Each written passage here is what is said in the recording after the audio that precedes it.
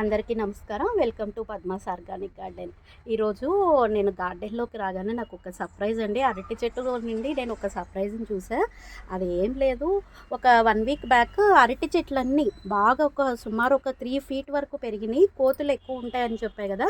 మొత్తం చూసారా కోతులు ఎలా చేసేసినాయో, చెట్లు మొత్తము కొమ్మలతో సహా అన్నీ పీకేసినాయి అనమాట. ఇంక ఇది రాదులే, ఈ చెట్టూరు అయిపోయింది అనుకోని, ఎందుకైనా మంచిది అని చూసారా స్టెమ్ముని ఇట్లా నేను కట్ చేశాను. సరే చూద్దాము ఉంటుందేమో అని. చూసారా చెట్లలో ప్రాణం ఉంటుంది అంటే ఇదేనేమో. మళ్ళీ చూడండి ఎంత బాగా అరటి చెట్టు మళ్ళీ చిగురేసుకొచ్చింది.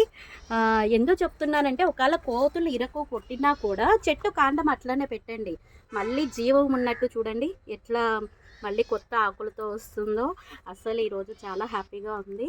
ఆ హ్యాపీనెస్ మీ అందరితో షేర్ చేసుకోవాలని ఈరోజు ఈ వీడియో తీస్తున్నాను. చూడండి ఎంత బాగా వచ్చిందో కదా.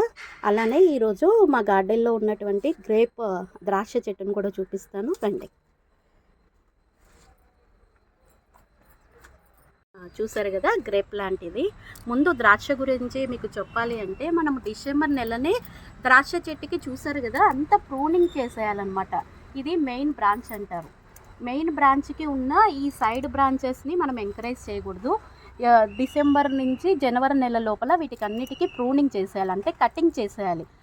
అలా కటింగ్ చేస్తే చూసారా ఈ విధంగా మనకి మళ్ళీ కొత్త స్టెమ్ వస్తుంది. ఇంత చిన్న స్టెమ్కే చూసారా ద్రాక్ష గుత్తులు కనిపిస్తున్నాయా. ప్రతి దానికి ఒక్కొక్క స్టెమ్కి ఒక్కొక్క గుత్త అనేది వస్తుంది. ఇంకా చిన్నగా ఉన్నాయి ఇవి. మనకి ఫ్రూటింగ్ రావడానికి అదే 3 నెలల్లో ఈ గుత్త అనేది మనకి రెడీ అవుతుంది.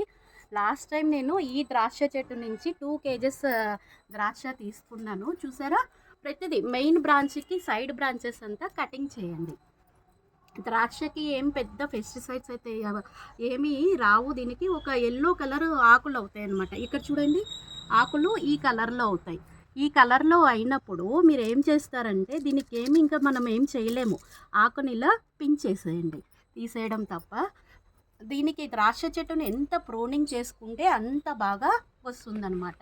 చూసారా చిన్న బ్రాంచ్కే ఇట్లా గుత్తులు గుత్తులు అనమాట. ఇది బ్లాక్ గ్రేప్స్. దీనికి నేను ఏమి ఇవ్వను, జీవామృతం ఇస్తాను. అరటి పళ్ళని బియ్యం కడిగిన నీళ్ళల్లో అరటి తొక్కలను నానబెట్టేసి రాత్రి 1:10 రేషియోలో వాటర్ కలిపి ఇస్తాను. చాలా ఇంకా అంతే, ఇంకా వేరే ఎరువులు అంటూ దీనికి ఏమీ వాడను.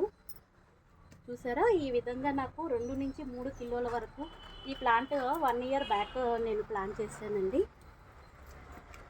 ప్రతి కొమ్మకి అంటారు కదా, ప్రతి బ్రాంచ్కి ఒక్కొక్క పుస్తకం. మనం ఎంత ప్రూనింగ్ చేస్తే అంత బాగా ఇది వస్తుంది. థ్యాంక్స్.